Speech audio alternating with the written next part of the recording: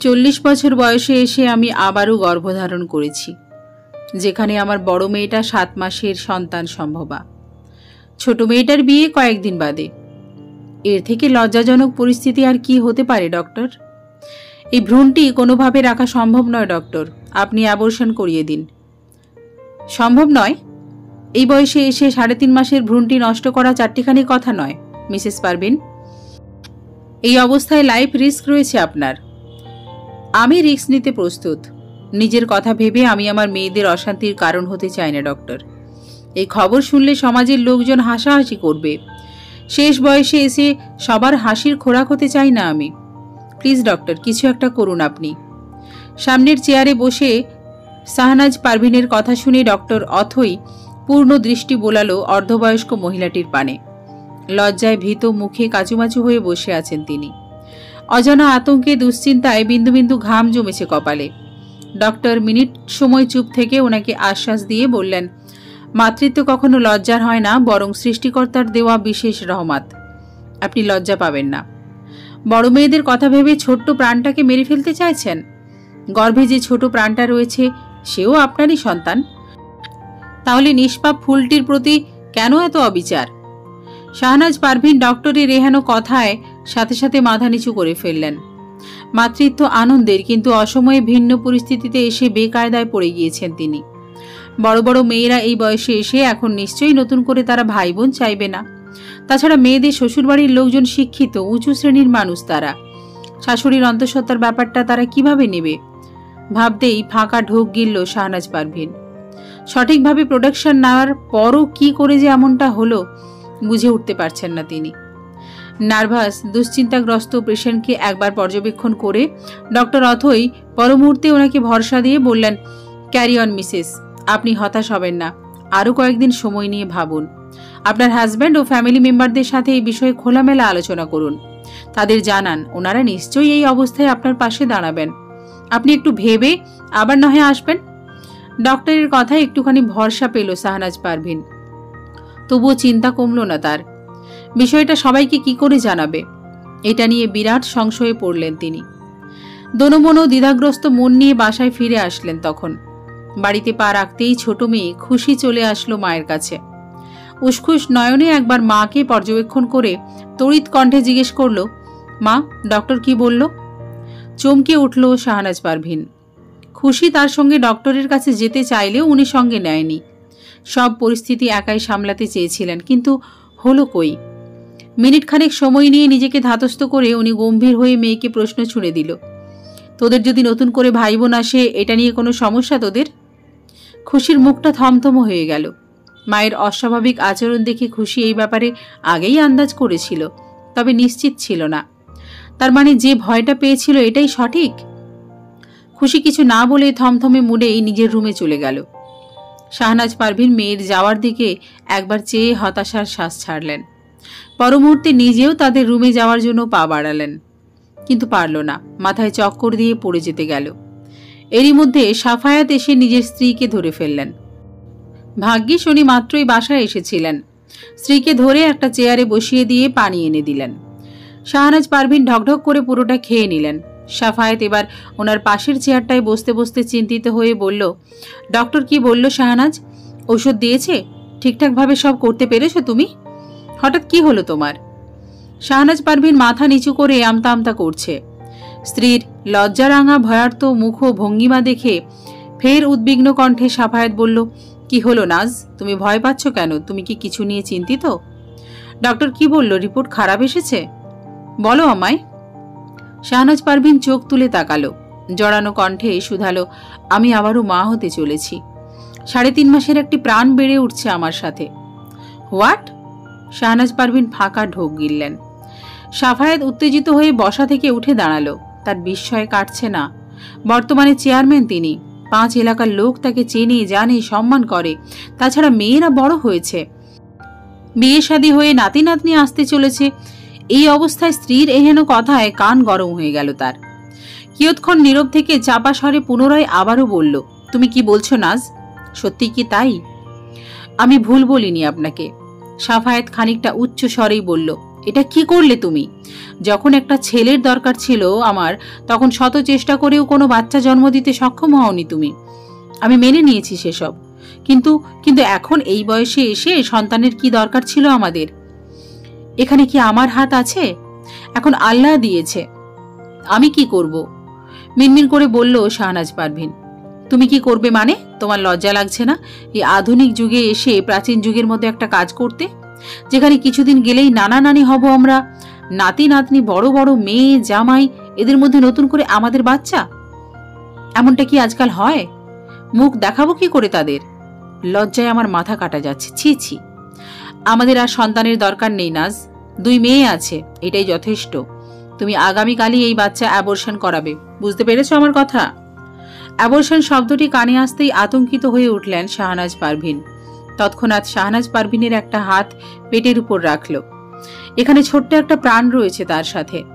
মা হয়ে লোক সমাজের কথা ভেবে এই প্রাণটা বিনাশ করবে ভাবতেই কলিজা মোচড় দিয়ে উঠল তার। না, যে ভুল একবার করতে চাইছে দ্বিতীয়বার এই ভুল করতে পারবেন না তিনি। উনি মা, আগত 2 মেয়ের মতোই অনাগত সন্তানটির জন্য এখন মায়া হচ্ছে তার। মাতৃত্ব সবসময় আনন্দের মায়াময়, যা সবার কথা ভাবতে গিয়ে উনি টের পায়নি। ডক্টরের চেম্বার থেকে বের হয়ে সারা রাস্তায় যখন একা একা আসছিলেন, হাঁটছিল, তখন এই সুখের অস্বস্তি টের পেয়েছে মা। নিজের করা ভুল সিদ্ধান্তের জন্য অনুতপ্ত হয়েছে। সেই ভুল আবার কোনোভাবে দ্বিতীয়বার সমর্পণ করতে পারবে না। এই সুখ থেকে বঞ্চিত হবে না শাহনাজ পারভীন। হোক তার বয়স, তার অনাগত সন্তান পবিত্র, এই কোমল ফুলটি কি করে নষ্ট করবে মা? পর মুহূর্তে উনি ছলছল চোখে আতঙ্কিত হয়ে স্বামীর পানে তাকিয়ে শুধালো, অমন করে বলবেন না গো, অমন করে বলবেন না, এটা তো আমাদেরই সন্তান। আমার হাসি খুশির মতো এও আমার রক্তের অস্তিত্ব। এই রক্ত কি করে ডাস্টবিনে ফেলে দেব আমি? আপনি বাবা হয়ে এত বড় সিদ্ধান্ত আমাকে চাপিয়ে দেবেন না, দোহাই আপনার। জানি ঠিক হয়নি, তবু আল্লাহর ইচ্ছে হয়ে গেছে। আপনি আমাকে সাপোর্ট করবেন, এতটুকুই আমার সাহস। স্ত্রীর কথা শুনে এবার মেজাজ বিগড়ে গেল সাফায়াত চেয়ারম্যানের। একে তো ভুল করেছে, আবার বুড়ো বয়সে ন্যাকামি। উনি কঠিন চোখে তাকিয়ে সাফ জানিয়ে দিয়েছে, এই বাচ্চা রাখা সম্ভব নয়। এই সমাজের মাঝেই চলতে হয় আমাদের, লোক জানাজানি হলে কি বলবে? চেয়ারম্যান সাহেব বুড়ো বয়সে নাতি নাতনিদের মধ্যে বাবা হচ্ছে, ওনাদের টিটকিরিমূলক মন্তব্য কেমন হবে, ছি, ভাবতেই পারছে না উনি। এই বাচ্চার জন্য লজ্জাজনক পরিস্থিতির মুখোমুখি হতে পারবে না সে। উনি ওনার সিদ্ধান্তে অটল। তারই সম্মুখে বসে কাঁদছে শাহনাজ পারভীন, যা দেখে বিরক্ত খুশি। সেও বাবার সাথে সহমত। ইতিমধ্যে আর চাপা নেই, বিষয়টি অনেক জায়গায় ছড়িয়ে পড়েছে। পাড়াপড়শিরা টিটকারিমূলক মন্তব্য করছে, কানাকানি করছে। কোনোভাবে এই খবর পৌঁছে গেল বড় মেয়ে হাসির শ্বশুরবাড়িতে। সবটা শুনে তাজ্জব হাসি। শ্বশুরবাড়িতে মানুষ তাকে নিয়ে এবং তার আম্মাকে নিয়ে আড়ালে মজা নিচ্ছে। সবটা শুনে থমথমে মুডে রান্না করছিল হাসি। এরই মধ্যে তার চাচি শাশুড়ি এসে কুটিল হেসে বলল, বউ, শুনলাম বিয়ানো নাকি পোয়াতি? তোমার তো 7 মাস চলছে, তোমার মায়ের কয় মাস? মা মেয়ে একসাথেই পেট বাঁধালে? চাচি শাশুড়ির কথা শুনে শরীরে কাঁটা দিল হাসির। কিছু বলতে পারল না লজ্জায়। তৎক্ষণাৎ হাসির ননদ নূপুর ভাইকে উস্কে দিয়ে ব্যঙ্গ করে বলল, তোর শাশুড়ি পোয়াতি ভাই? ভাই তোর শালা চাই নাকি শালি? তোর শাশুড়ির মেয়ে হলে খুশি হবি না ছেলে? ইস ভাই, তুই কত লাকি রে, বাচ্চা কোলে নেওয়ার বয়সে শালা শালি কোলে নিয়ে ঘুরতে পারবি। পাশের রুমে বসে চা খাচ্ছিল হাসির হাজব্যান্ড শামীম। বোনের কথা শুনে চায়ের কাপ সশব্দে ফেলে দিল ফ্লোরে। নূপুরের কথায় একসঙ্গে হেসে উঠল হাসির শাশুড়ি, চাচি শাশুড়ি। যা দেখে হাসি এবার শক্ত মুখে বলল, পবিত্র একটা জিনিস নিয়ে আপনারা এভাবে বাজে মন্তব্য করছেন। ওনাদের ছেলে নেই, তাই একটা ছেলের আশা থাকতেই পারে। তার মধ্যে শামীম এসে হাসির গালে এক থাপ্পড় দিয়ে ক্রোধিত কণ্ঠে বলল, তুমি তোমার মায়ের সাফাই করছো হাসি? তাদের কোনো আক্কেল নেই? ছি ছি, আমি ভাবতেই পারছি না। আমাদের একটা রেপুটেশন আছে হাসি, লোকজন এটা কিভাবে নেবে ভেবেছ? শ্বশুর শাশুড়ির জন্য এভাবে হ্যানেস্তা হতে পারবো না আমি। শিক্ষিত হয়েও অশিক্ষিতের মতো একটা কাজ। তুমি কিছু একটা ব্যবস্থা করতে বলো তাদের, নয়তো তোমার কপালে দুঃখ আছে বলে দিলাম। শামীম ক্রোধ নিয়েই জায়গা ত্যাগ করল। পাথর হয়ে দাঁড়িয়ে আছে হাসি। মায়ের উপর রাগ হচ্ছে তার। এর মধ্যে আগুনে ঘি ঢালার মতো শাহনাজ পারভীন কল দিয়েছে মেয়েকে, মূলত এ ব্যাপারে কথা বলতে। মেয়ে যেন তার বাবাকে বোঝায়। কেননা বড় মেয়ের কথা ফেলতে পারে না সাফায়াত। প্রথম কন্যার প্রতি আলাদা একটা টান রয়েছে বাবার। মায়ের কল পেয়ে হাসি এক রাশ রাগ নিয়ে কল রিসিভ করলো। কোনো ভনিতা ছাড়াই বলে উঠল, কেন কল দিয়েছ আম্মা? এটা কি খুব দরকার ছিল এখন? তুমি আমার সংসারে অশান্তির কারণ হলে আম্মা। তোমার জন্য আজ শামীম আমার গায়ে হাত তুলেছে। মেয়ের কথা শুনে কেঁপে উঠল মায়ের হৃৎপিণ্ড। বিনা বাক্যে কল কেটে দিল উনি। চোখ দিয়ে গড়িয়ে পড়ছে নোনা জল। পেটের উপর হাত রেখে বিড়বিড় করে কয়েকটি বাক্য আওড়ালো। এ কোন শিক্ষা? এ কোন শিক্ষিত সমাজ? শিক্ষিত সমাজ পবিত্র জিনিস, নিষ্পাপ একটা জীবন বিনাশ করতে মরিয়া হয়ে উঠেছে। নিষ্পাপ একটা প্রাণের আগমনে নাকি রেপুটেশন নষ্ট হয় শিক্ষিত সমাজের। গোপনে অ্যাবর্শন করিয়ে একটা বাড়ন্ত প্রাণকে ডাস্টবিনে ফেলে দিতে সায় দেয় একটা শিক্ষিত সমাজ। আচ্ছা, এতটা শিক্ষিত, এতটা আধুনিক হওয়া কি খুব দরকার ছিল আমাদের? যে আধুনিকতার ছোঁয়া পেয়ে মাতৃত্বের মতো একটা পবিত্র জিনিসকে অপবিত্র করে মানুষ, এটা নিয়ে হাসাহাসি করে। এই আধুনিকতা কি খুব দরকার ছিল আমাদের? বড় মেয়ের কথা আবছা কানে এসেছে বাবার। যে ভয়টা পেয়েছিল সাফায়াত, চিন্তায় ঘাম জমেছে কপালে তার। না জানি এই খবর শুনে ছোট মেয়ের পাকাপোক্ত বিয়েটা ভেঙে যায়। উনি স্ত্রীকে শান্তভাবে বোঝাচ্ছে, আজ আর বাহিরে গেল না। শাহনাজ নির্বাক, নির্জীব। সবাই এমনভাবে বিষয়টাকে মনে করছে যেন গর্ভধারণ এটা তার কোনো বড় পাপের ফল। অথচ এই মানুষগুলোর উচিত ছিল তাকে সাপোর্ট করা, কিন্তু উল্টে এই সভ্য সমাজ তাকে নিয়ে নোংরামি আলোচনা করছে। এদের দাপটের কাছে হেরে গেল শাহনাজ পারভিন। স্বামী মেয়েরা রীতিমতো অ্যাবর্শনের জন্য হুমকি দিচ্ছে তাকে। শরীরের কন্ডিশন তার অপরিপক্ক, বাঁচা মরার রিস্ক রয়েছে এটা জেনেও মৃত্যুর মুখে যেতে বাধ্য হচ্ছে শাহনাজ। তাকে বাধ্য করেছে তার স্বামী, তার আপনজনের শিক্ষিত সমাজ। পরদিন সকালে ডক্টরের কাছে শাহনাজকে নিয়ে এসেছে সাফায়াত চেয়ারম্যান। শাহনাজ পারভিন বারংবার চোখ মুছছে আঁচলে। হাসপাতালের নিকট যতটা এগোচ্ছে ততটা নার্ভাস। বুকে চিনচিনে ব্যথা অনুভব হচ্ছে তার। সেই কান্নার সাক্ষী নির্ঘুম রাতেরা। যখন রব তাকে পুনরায় সুপ্ত অনুভূতির সাথে পরিচিত হওয়ার সুযোগ করে দিল, সেই অনুভূতিটুকু থেকে বঞ্চিত হতে হচ্ছে তাকে। অনাগতের অস্তিত্বের আগমন জেনেও তাকে হত্যা করবে। শাহনাজ পারভিন হঠাৎ করে কেঁদে উঠল। রবের কাছে আক্ষেপ নিয়ে বলল, ইয়া রব, তুমি যদি দিবেই তাহলে কেন ওকে আগে দিলে না? অসময়ে এই সুখকর মুহূর্তটা কেন চির অশান্তি আর দুঃখের কারণ হয়ে পাঠালে আমার নিকটে? আমি কি বা করব? সাহায্য করো রব, আমাকে সাহায্য করো। এরই মধ্যে যেন গায়বী আওয়াজে দূর থেকে আধো আধো মায়াভরা কণ্ঠে কেউ তাকে ডেকে বলছে, মা, ও মা, তুমি আমায় মেরো না মা, আমাকে তোমার কাছে আসতে দাও। তোমার মায়াভরা মুখটা আমাকে দেখতে দাও মা, তোমাকে ছুঁতে দাও, আমাকে সবকিছু থেকে বঞ্চিত করো না মা। ও মা, তুমি কাঁদছো? আমার খুব কষ্ট হচ্ছে মা, আমার আগমনে তোমার খুব কষ্ট হচ্ছে তাই না মা? ওরা ওরা তোমায় অনেক কষ্ট দিয়েছে, আমাকে মারার জন্য তাড়া দিচ্ছে মা। ও মা, ওরা তো নিষ্ঠুর, কিন্তু কিন্তু তুমি তো মমতাময়ী মা, আমি তো তোমারই সন্তান মা, আমায় মেরো না, আমাকে তুমি বাঁচায় মা। মাথা চেপে দাঁড়িয়ে পড়ল শাহনাজ। তাকে ধরল সাফায়াত। ভয়ে ভয়ে স্বামীর বুকে মুখ লুকিয়ে উনি অস্পষ্ট স্বরে বলল, আমি যাব না, যাব না, ও আমায় ডাকছে মা বলে, আমি যাব না। সাফায়াত দীর্ঘশ্বাস ছেড়ে স্ত্রীর মাথায় হাত বুলিয়ে দিয়ে বলল, পাগলামি করো না নাজ। এক প্রকার জোর করে শাহনাজকে ডক্টরের চেম্বারে নিয়ে এসেছে সাফায়াত। ডক্টর অথই পুনরায় মনোযোগ দিয়ে রিপোর্ট দেখে সাফায়াত চেয়ারম্যানকে বলল, অর্ধবয়স্কে এসে গর্ভধারণের থেকেও গর্ভপাত করা ভীষণ ঝুঁকিপূর্ণ মিস্টার সাফায়াত। এতে আপনার স্ত্রীর লাইফ সংশয়ে রয়েছে। আপনারা কি ভেবেচিন্তে এমন সিদ্ধান্ত নিয়েছেন? জি ম্যাডাম, কিছু করার নেই আমাদের। অ্যাবর্শনটা করানোটা খুবই জরুরি। আপনি ব্যবস্থা করুন, বাকিটা আল্লাহ ভরসা। শাহনাজ পারভিন শক্ত মুখে বসে আছেন। স্বামীর দিকে একবার চেয়ে মুখ ঘুরিয়ে নিলেন। তার জীবনের চেয়েও এদের রেপুটেশন, সমাজ কি বলল তাদের চিন্তা, এসব বেশি জরুরি। উনি শেষবার পেটে হাত বুলিয়ে বিড়বিড় করে বলল, তুই মাকে ক্ষমা করে দিস, তোকে আমি বাঁচাতে পারলাম না রে সোনা। এই পৃথিবীর নিয়ম বড় অদ্ভুত। কিছুক্ষণের মধ্যে ডক্টর কিছু ফর্মালিটি পূরণ করে ওনাকে অপারেশন থিয়েটারে নিয়ে গেলেন। এর আগে অবশ্য সাফায়াত অনেকবার কথা বলতে চেয়েছেন স্ত্রীর সাথে, কিন্তু শাহনাজ পারভিন ছিলেন নিশ্চুপ। হসপিটালে এসে আর একটা কথাও বলেননি তিনি। সবার প্রতি একরাশ অভিমান অভিযোগ নিয়ে ওই যে ভেতরে গেলেন, চোখ বন্ধ করলেন, এরপর আর চোখ খোলেননি উনি। হসপিটালে থাকা অবস্থায় 2 দিন পর মারা গেলেন শাহনাজ। ডক্টর মৃত্যুর কারণ হিসেবে চিহ্নিত করেছেন অতিরিক্ত রক্তক্ষরণ আর দুশ্চিন্তার ফলে হার্ট অ্যাটাক করেছিলেন। মায়ের মৃত্যুতে গলা ফাটিয়ে কাঁদছে মেয়েরা। স্বামী আত্মীয়দের চোখ থেকেও পড়ছে 2 ফোঁটা জল। কি অদ্ভুত, এরা কেন কাঁদছে? একটা মানুষকে খুন করে খুনিগুলো কেমন কাঁদছে? এমন আশ্চর্য নিয়ম পৃথিবীতে! ছি!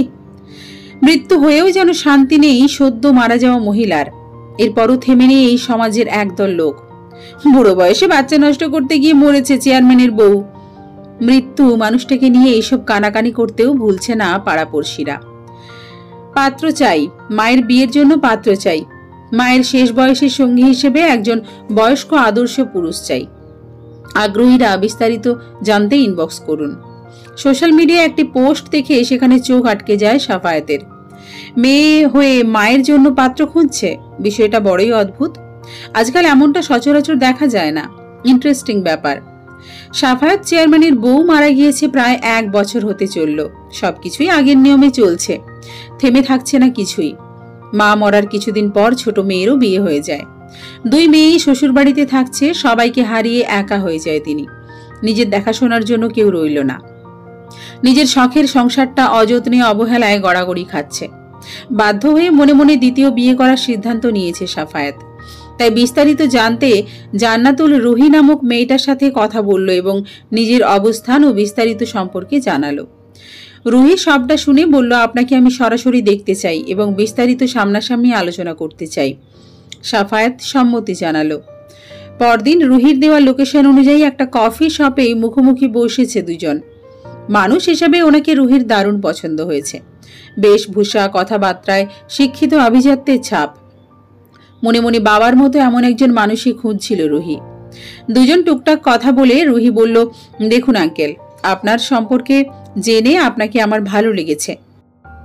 আমাদের সম্পর্কে আপনাকে একটু বলি। অবশ্যই, বলো মা। পাত্রী আমার কে হয় জানেন আঙ্কেল? উনি আমার মা। আমি তার একমাত্র মেয়ে। মেয়ে হয়ে এই বয়সে মায়ের জন্য পাত্র খুঁজছি। এটা নিয়ে অনেকেই আমায় দেখে টিটকারিমূলক মন্তব্য করে। অবশ্যই এতে আমার কিছু আসে যায় না। আমার বাবা নেই। সে ছোটবেলায় আমাদের একা করে মারা গিয়েছে বাবা। তখন আমার বয়স ছিল 4 বছর।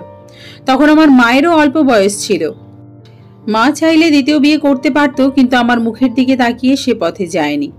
আমাদের দেখাশোনার জন্য মাথার উপর কেউ ছিল না। আমার মা বহু কষ্টে আমাকে বড় করেছে। মায়ের সেই জার্নিটা ছিল বড্ড বেদনাদায়ক।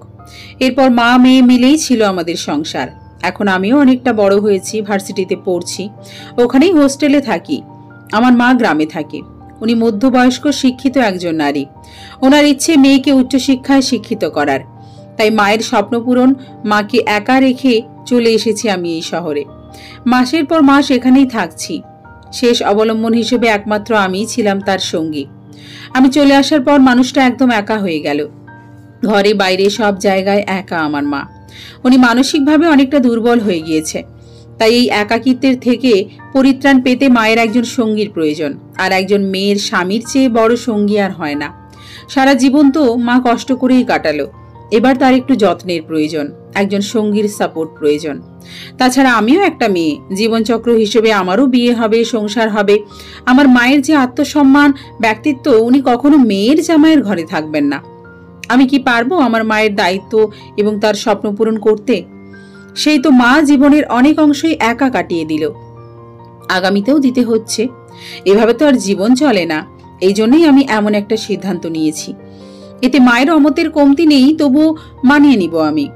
এবার আপনি যদি আমার মায়ের দায়িত্ব নিতে চান, আপনাকে কথা দিতে হবে আঙ্কেল, আমার মাকে আপনি ভালো রাখবেন। আর হ্যাঁ, আমাকে নিয়ে ভাবতে হবে না। আমি সারাদিন আপনার সংসারে গিয়ে পড়ে থাকবো না। অবশ্য মাঝে মধ্যে ছুটির দিনে মাকে দেখতে যাব, এইটুকু সুযোগ আমাকে দিতে হবে। কেননা মা ছাড়া দুনিয়াতে আমার আর কেউ নেই। লম্বা এক কথা শেষ করে দম নিল রুহি। সাফায়েত চেয়ারম্যান সবটা শুনে বলল, আমি আগ্রহী। আমি তোমার মাকে যথেষ্ট ভালো রাখার চেষ্টা করব। তাছাড়া তোমাকে নিয়েও আমার কোনো প্রবলেম নেই। মা রুহি, আমারও 2 মেয়ে আছে। তুমিও তাদের মতো আমার আরেকটা মেয়ে হয়েই থাকবে। লোকটার কথা রুহির বড্ড পছন্দ হলো। আরও টুকটাক কথা বলে রুহি জানালো, মায়ের সাথে আলোচনা করে আপনাকে আমি খুব শীঘ্রই মতামত জানাবো। আজ আসছি। সাফায়াত চেয়ারম্যানও নিজের বাসায় পৌঁছে মেয়েদের এ ব্যাপারে জানালো। বাবা দ্বিতীয় বিয়ে করবে শুনে মেয়েরা একটু কষ্ট পেলেও বাবার কথা ভেবে ওনারাও সম্মতি দিল এবং দু বোন জানালো মহিলাকে একবার তারা দেখবে, কেননা যাকে তাকে তো আর মা করে সংসারের দায়িত্ব দেওয়া যায় না। উদাস মনে দুপুরে রান্না করছিল রুহির মা নেহা সিদ্দিকী। এরই মধ্যে রুহি এসে মাকে পেছন থেকে জড়িয়ে ধরে আদুরে কণ্ঠে শুধালো, কি করছে আমার মেয়েটা? মা আলতো হেসে বলল, এই তো আমার আম্মা জানের জন্য একটু হালুয়া বানাচ্ছি। আমি কিন্তু আমার মেয়ের জন্য পাত্র দেখেছি, আশা করছি। রুহিকে থামিয়ে দিয়ে নেহা সিদ্দিকী গম্ভীর কণ্ঠে বলল, তুই কিন্তু এবার বেশি বাড়াবাড়ি করছিস রুহি। কতবার বললাম আমি এভাবেই ঠিক আছি। আমি তোর বাবাকে এখনো ভীষণ ভালোবাসি রুহি। উনি ছাড়া আমি অন্য কাউকে স্বামী হিসেবে মানতে পারবো না। এভাবে আর কতদিন একা থাকবে আম্মু? আমি জানি তুমি আব্বুকে ভীষণ ভালোবাসো, কিন্তু মানুষটা আর বেঁচে নেই। যে যাওয়ার সে তো চলেই যাবে, তাকে ছাড়াই আমাদের চলতে হয়, জীবন চালিয়ে নিতে হয়। এভাবে আর কত নিজেকে কষ্ট দেবে আম্মু? তোমার একজন সঙ্গীর খুব প্রয়োজন। প্লিজ আর অমত করো না আম্মু। কিন্তু তুই ভাবছিস আমি এই বুড়ো বয়সে বিয়ে করলে লোকজন কি বলবে? কি হবে তোর? কে দেখবে তোকে? এখনো তুমি সংসার করার মতো যথেষ্ট ইয়াং আম্মু। লোকজন কি বললো এতে কিছু যায় আসে না আমার। স্বামীর অবর্তমানে ইসলামে দ্বিতীয় বিয়ে করা জায়েজ। লোক কি বলল, কি ভাবলো, ওনাদের কথা ভেবে নিজেকে কষ্ট দেওয়ার কোনো মানেই হয় না আম্মু। আর আমার কথা ভাবছো? আমি আর এখন ছোট নেই আম্মু। তোমার মেয়ে যথেষ্ট বড় হয়েছে, তাই তুমি এখন আমার মেয়ে আর আমি তোমার মা হয়ে আমি আমার মেয়ের ভবিষ্যৎ নিয়ে চিন্তিত। আমি সারাক্ষণ দূরে থাকি, অথচ মন পড়ে থাকে তোমার কাছে। তুমি সম্পূর্ণ একা থাকো, কখন কোনো বিপদ হয় সারাক্ষণ ভয় থাকি। হঠাৎ অসুস্থ হয়ে পড়লেও তোমাকে দেখার মতো কেউ নেই। তোমার একটা স্থায়ী নিরাপত্তা দিতে পারলে আমি দূরে থেকেও নিশ্চিন্তে থাকতে পারবো আম্মু। ত্যাগ তো কম করনি আমার জন্য। প্লিজ আম্মু আর অমত করো না। এরপর নেহা সিদ্দিকী অমত করলেও মেয়ের যুক্তির কাছে পেরে ওঠে না। অগত্যা বাধ্য হয়ে হ্যাঁ সূচক সম্মতি দিল উনি। একটু ভালো থাকার জন্য, একটু বাঁচার জন্য আমরা কখনো কখনো মনের বিরুদ্ধে গিয়েও জীবনকে তার মতো চালিয়ে নিতে হয়। মায়ের সম্মতি পেয়ে রুহি আর দেরি করল না। অগোচরে বার কয়েক সাফায়াত চেয়ারম্যানের গ্রামে গিয়ে ওনার বিষয়ে খবরাখবর নিয়ে দেখেছে। কোথাও কোনো আপত্তিকর বিষয় নজরে পড়েনি তার। এরই মধ্যে একবার মায়ের সাথে লোকটার আলাপ করিয়ে দিয়েছে। হাসি খুশি দুই বোনও লোকজনের অবর্তমানে নেহা সিদ্দিকীকে একবার দেখে গিয়েছে। মাঝ বয়স্ক সুন্দর মার্জিত মহিলাকে তাদেরও মনে ধরেছে। রুহি আরও কিছুদিন পর খুঁটিয়ে খুঁটিয়ে লোকটার ডিটেলস জেনে তবেই হ্যাঁ বোধক সম্মতি জানালো। অবশেষে ঘরোয়াভাবেই তাদের বিয়েটা হয়ে গেল। এরপর আশেপাশের লোকজন যখন জানলো রুহি তার মাকে বিয়ে করিয়েছে, এটা নিয়ে তারা কম তিরস্কার করেনি। রুহি ছিল তার মায়ের পাশে শক্ত ঢাল স্বরূপ, যুক্তিশীল স্পষ্টবাদী মেহেরুই। তাই তার সামনে কেউ কথা শুনিয়ে পার পায়নি। মেয়েটা একাই সব সামলে নিয়েছে। বিয়ে হওয়ার কিছুক্ষণ পরই সাফায়াত চেয়ারম্যান নতুন বউ নিয়ে নিজের বাড়িতে চলে এসেছে। মায়ের সাথে রুহিকেও নিয়ে এসেছেন উনি। হাসি খুশি দুই বোনও বাবার বাড়িতে এসেছে গতকাল। বিয়েতে ওরা উপস্থিত ছিল না। বাসায় বসে দুজনই বাবা ও নতুন মায়ের আসার অপেক্ষা করছিলেন। ওনাদের দেখে এগিয়ে আসলো দু বোন। বাবার পাশে মা ছাড়া অন্য মহিলাকে দেখে চোখ টলমল করছে তাদের। সাফায়াত মেয়েদের মনের অবস্থা বিচক্ষণ করে গোপনে দীর্ঘশ্বাস ছাড়ল। নেহা সিদ্দিকী ঘরে প্রবেশ করতেই সাফায়াত এসে সদ্য বিবাহিত স্ত্রীর হাতটা ধরল। পর মুহূর্তে দুই মেয়েকে ওনার হাতে তুলে দিয়ে কোমল কণ্ঠে বলল, আমার মা হারা মেয়েদের জন্য তোমাকে ওদের দ্বিতীয় মা করে এনেছি নেহা। আমার মা হারা মেয়ে দুটোকে কখনো বুঝতে দিও না ওদের মা নেই। আজ থেকে ওরাও তোমার মেয়ে, ওদের কখনো কষ্ট দিও না প্লিজ। মেয়ে দুটো আমার বড্ড আদরে। সাফায়াত একটু দম নিল। পরক্ষণে মেয়েদের দিকে তাকিয়ে আবার বলল, আর মেয়েরা, উনি তোমাদের সৎমা বলে কখনো অবহেলা করো না তাকে। আমি আশা করছি তোমরা ওনার প্রাপ্য সম্মানটুকু দেবে। পাশে থাকা রুহির দিকে তাকিয়ে, আর এই হলো রুহি, তোমার নতুন মায়ের মেয়ে। এই রুহিও আজ থেকে তোমাদের আরেকটা বোন। তাই তোমরা সবাই মিলে মিশে থাকবে। নিজের কথা শেষ করে একটু দূরে সরে দাঁড়ালেন উনি। হাসি খুশি নিশ্চুপ নির্বাক। এরই মধ্যে নেহা সিদ্দিকী মৃদু হেসে হাসি খুশির গালে ছুঁয়ে বলল, যদিও আমি তোমাদের গর্ভধারিণী নই, তবুও আমি তোমাদের মা হওয়ার চেষ্টা করব। রুহি যেমন আমার মেয়ে, তোমরাও তেমন আমার মেয়ে হয়েই থাকবে। সৎ মা বলে আমাকে দূরে সরিয়ে দিও না কখনো। তোমাদের যখন ইচ্ছে হবে জামাই নাতি নাতনিদের নিয়ে চলে আসবে বাবার বাড়ি। আমি তোমাদের কখনো অমর্যাদা করব না। তোমাদের যখন যেটা খেতে ইচ্ছে করবে মায়ের মতো আমাকেও মন খুলে বলবে। আমি আমার সাধ্য মতো তোমাদের প্রাপ্য সম্মানটুকু দেব। মেয়েরা এবারও নিশ্চুপ। নেহা সিদ্দিকী ওদের বিচক্ষণ চোখে পরখ করে হাসির কোলে থাকা হাসিবকে আদর করতে লাগলেন। বাচ্চারা নতুন মানুষের আদর পেয়ে খিলখিল করে হেসে উঠল। হাসিব হচ্ছে হাসির ছেলে। সেবার মা মরার 2 মাস পরেই তাদের ছেলে হয়। কেটে গিয়েছে কয়েকটি মাস। রুহি সেবার কয়েকদিন মায়ের সাথে থেকেই ঢাকা চলে গিয়েছে। হাসি খুশিও চলে গিয়েছে নিজেদের সংসারে। খুব অল্প সময়ের মধ্যেই ছন্নছাড়া সংসারটায় আবার প্রাণ ফিরে এসেছে নেহা সিদ্দিকীর স্পর্শে। মানুষ হিসেবে নেহা সিদ্দিকী চমৎকার, সবার সাথে তাল মিলিয়ে থাকছে। যদিও মেয়েরা তাকে বাঁকা চোখে দেখে, মা বলে ডাকেনি কখনো, ব্যাপারটা ধারণা করেও বরাবরের মতো সূক্ষ্মভাবে সেসব এড়িয়ে যায় উনি। মেয়েরা মাঝে মাঝে বেড়াতে আসলে তাদের আদর যত্নের কমতি রাখে না। স্ত্রীর আচরণে মুগ্ধ সাফায়াত চেয়ারম্যান। দুজনের মধ্যে ভালো একটা সম্পর্ক গড়ে উঠেছে ইতিমধ্যে। সময়গুলো ভালোই চলছে। এভাবে আরো কয়েক মাস যেতেই নেহা সিদ্দিকীর মাঝে নতুন অস্তিত্বের আবিষ্কার ঘটে। ব্যাপারটা ক্লিয়ার হতেই আজ যখন টেস্ট করে জানতে পারে সে পুনরায় মা হতে চলেছে, আনন্দে চোখ ভিজে গেল তার। রুহি জন্ম নেওয়ার পর আরও একটা সন্তানের জন্য অপেক্ষায় ছিলেন তিনি, কিন্তু হলো না। এরই মধ্যে রুহির বাবা মারা গেল। স্বপ্ন সুখ সবকিছু ওলটপালট হয়ে গেল। পুরনো চাপা পড়া সেই স্বপ্নেরা হাতছানি দিল নতুন সংসারে। নেহা সিদ্দিকী বেজায় খুশি। সাফায়েত বাহিরে, এখনো ব্যাপারটা শোনেনি। নেহা সিদ্দিকী সবার আগে কল দিল নিজের মেয়েকে। রুহি ক্লাস করে বেরিয়েছে। এরই মধ্যে মায়ের ফোন পেয়ে রিসিভ করে সহাস্যে বলল, হ্যাঁ আম্মু বলো, কেমন আছো তুমি? খুব ভালো আছি আমি। তুই কেমন আছিস সোনা? মায়ের কথার মধ্যে আজ আলাদা একটা খুশির আভা ফুটে উঠেছে যেন। বুঝতে পেরে রুহি বলল, আমিও ভালো আছি আম্মু। তোমাকে আজ ভীষণ খুশি মনে হচ্ছে, কারণ কি আম্মু?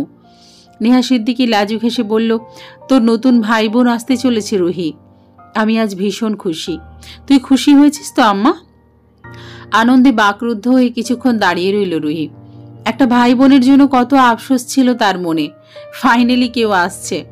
তার কয়েক মিনিট সময় লাগলো ঘর থেকে বের হতে। বাস্তবে ফিরে খুশিতে লাফিয়ে উঠল রুহি। মাকে জানালো, তুমি সত্যি বলছো আম্মু? আমার নতুন ভাই বোন আসছে? উফ, আমার যে কি আনন্দ লাগছে আম্মু। মন যাচ্ছে তোমাকে জড়িয়ে ধরে চুমু খাই। আমি আজই তোমার কাছে আসছি আম্মু, আজই আসছি। মেয়ের পাগলামি দেখে হাসলো নেহা সিদ্দিকী।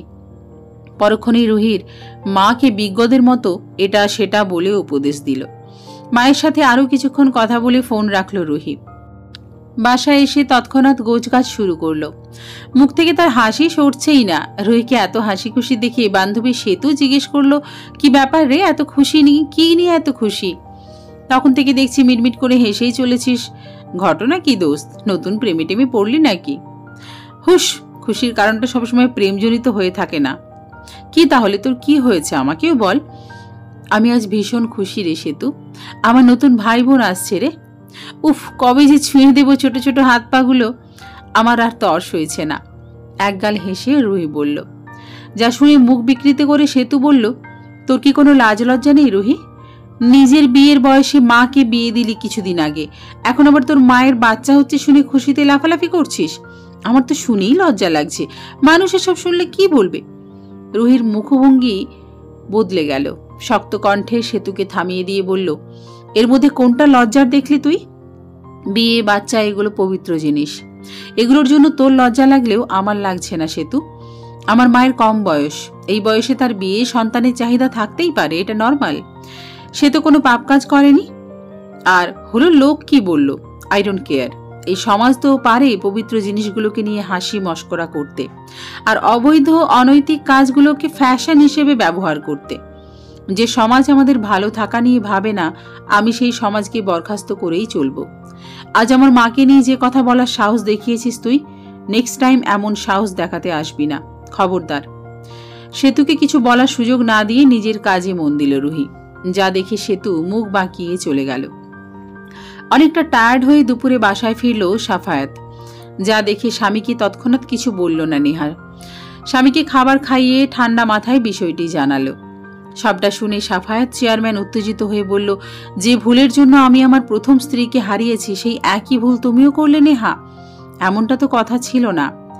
নেহা সিদ্দিকী স্বামীকে বোঝালো, জানালো তার একটা সন্তানের চাহিদার কথা, কিন্তু এই সভ্য লোকটা আবারও নিজের রেপুটেশনের কথা ভেবে বাচ্চা নষ্ট করার জন্য হুমকি দিল।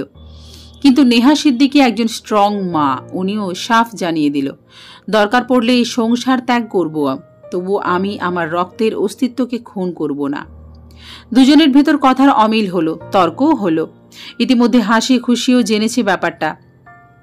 রুহিও ইতিমধ্যে চলে এসেছে মায়ের কাছে। এখানে এসে সবটা শুনে গম্ভীর মুখভঙ্গিতে মায়ের পাশে দাঁড়ালো, মাকে ভরসা দিল। বিকেলে খবর শুনে হাসি খুশি দুই বোন আসলো। এসেই নেহাকে খুশি গমগমে কণ্ঠে বলল, কাজটা একদমই ঠিক করেননি আপনি। ভুল যখন করেই ফেলেছেন, ভালোই ভালোই চুপচাপ বাচ্চাটা নষ্ট করে ফেলুন। একে তো বাবার দ্বিতীয় বিয়ের জন্য লজ্জায় মাথা হেট হয়ে গিয়েছে আমাদের, এটা নিয়ে কম কথা শুনিনি আমরা। এখন আবার এই বয়সে বাচ্চা? আপনি আমাদের রেপুটেশনের কথা ভাবলেন না একবার? আপনি বুঝতে পারছেন এটার জন্য শ্বশুরবাড়িতে কতটা অপদস্থ লজ্জাজনক পরিস্থিতিতে পড়তে হবে আমাদের? আর বাবা, তুমিও, একটা ভুলের জন্য আমরা আজ মা হারা, নেক্সট টাইম আবারও একই ভুল। মেয়ের এহেন কথায় লজ্জায় মাথা নিচু করে ফেলল সাফায়াত। তার মুখে কোনো রা নেই। সবটা শুনে নেহা সিদ্দিকী শক্ত মুখে বলল, অসম্ভব, এই বাচ্চা নষ্ট করার প্রশ্নই আসে না। আমার ব্যক্তিগত সিদ্ধান্ত, তুমি চাপিয়ে দেওয়ার কে? আমি তোমাদের সবকিছু মেনে নিই বলে আমাকে দুর্বল ভেবো না তোমরা। আমি আমার বাচ্চা দুনিয়াতে আনবো, দেখি কে কি করতে পারে। পাশ থেকে হাসি খেকিয়ে বলল, হ্যাঁ হ্যাঁ, আনবেনই তো। আমার মায়ের সংসারে ভাগিদার না আনলে সারা জীবন আপনি মাতব্বরি করবেন কি করে? এই জন্যই লোকে বলে সৎ মা কখনো আপন হয় না। আপনি কি আর আমাদের ভালো চাইবেন? যা শুনে নেহা সিদ্দিকী মুচকি হেসে বলল, মেয়েরা তোমরা বড় অকৃতজ্ঞ। এতক্ষণ চুপচাপ এদের কথা শুনছিল রুহি। এবার মুখ খুলল সে। মায়ের একটি হাত আলগোজো করে জড়িয়ে ধরে বলল, আমি অবাক হচ্ছি তোমাদের মানসিকতা কতটা নিচু। মাতৃত্বের মতো একটা পবিত্র জিনিসকে তোমরা কতটা বিশ্রীভাবে উপস্থাপন করছো। ছি, হোক বয়স, তবুও মাতৃত্ব অসম্ভব রকমের সুন্দর। মাতৃত্ব একটা মেয়ের পূর্ণতা, সৃষ্টিকর্তার দেওয়া বিশেষ রহমত। মা হওয়ার মতো আনন্দ পৃথিবীর সকল আনন্দকে হার মানায়। আচ্ছা, মা হওয়ার বিষয়টা তোমাদের কাছে লজ্জাজনক। বাচ্চা বড় হয়ে গেলে পুনরায় একজন নারী পুরুষ বাবা মা হতে পারবে না, এটা কোন সংবিধানে বলা হয়েছে? কই, আজ অবধি এমন ধরাবাঁধা নিয়ম তো কোথাও দেখিনি। বলতো, বাচ্চা হওয়ার পেছনে মানুষের কি হাত আছে? আবার বাচ্চা না হওয়ার ক্ষেত্রেও কি আমাদের কারোর হাত আছে? কই, নেই তো। যদি থাকতো তাহলে পৃথিবীতে কোনো নারী নিঃসন্তান থাকতো না। সৃষ্টিকর্তা কাকে কখন কোন বয়সে সন্তান দান করবে এটা একান্তই তার ব্যাপার। যে জিনিস স্বয়ং সৃষ্টিকর্তা দিয়ে থাকেন তাকে নষ্ট করার মতো দুঃসাহস তোমরা কি করে দেখাও? তোমাদের কলিজা কাঁপে না? একটা জীবন অকালে বিনাশ করার মতো পাপ আর দুটো নেই। এই পাপের সাথে জড়ানো প্রত্যেকটা মানুষকে সৃষ্টিকর্তার নিকট জবাবদিহি করতে হবে। তবুও জেনে শুনে তোমরা কেন এই পাপকেই প্রাধান্য দিচ্ছ? এটাই কি আমাদের বর্তমান উন্নত শিক্ষা? এই যে এত এত অনৈতিক কাজ করছো তোমরা, এতে তোমাদের রেপুটেশন যায় না? কই, যায় না তো। আর একজন বয়স্ক নরনারীর মা বাবা হলেই তোমাদের রেপুটেশন যাবে। ওয়াও, তোমরা তো এই সমাজের কথা চিন্তা করছো। আচ্ছা, একটু বলবে এই সমাজ আসলে কিসে খুশি হয়? জাস্ট কিসে? আমি তো দেখি এই সমাজের সব কিছুতেই সমস্যা। এই ধরো, একটা মানুষ একটু ভালো থাকছে, এটা নিয়েও তাদের সমস্যা। একটা মানুষ অসহায়ভাবে পড়ে কষ্ট পাচ্ছে, এটা নিয়েও তাদের সমস্যা। যে সমাজ আমাদের নিয়ে ভাবে না, আমরা কেন তাদের কথা চিন্তা করে এত এত বিসর্জন দেব? হোয়াই? সমাজ সমাজ সমাজ, আমরা যেসব কাজে সমাজের দোহাই দেই, এই সমাজটা আসলে কি? এই সমাজ যে এত কথা বলে আমাদের, আচ্ছা ওদের কি আলাদা বাকশক্তি রয়েছে? এই সমাজ কাদের নিয়ে গঠিত? এই সমাজে কারা বাস করছে?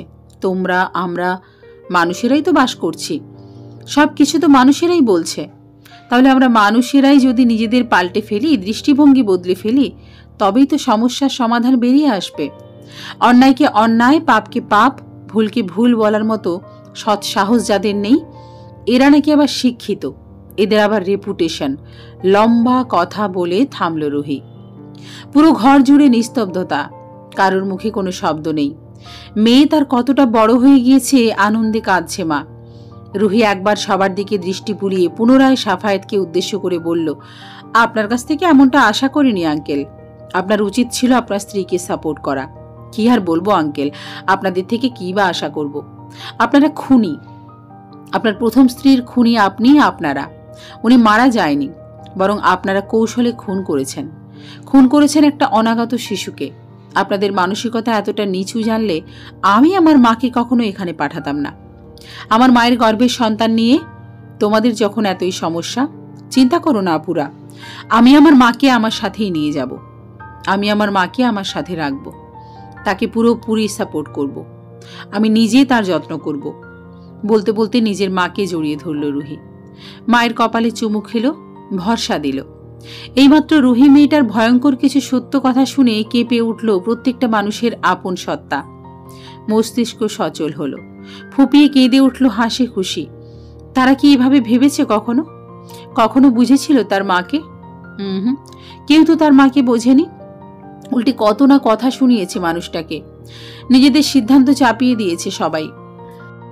আজ যদি রুহির মতো তারাও তার মায়ের পাশে দাঁড়াতো, ভরসা দিত, আজ তারা মা হারা হতো না।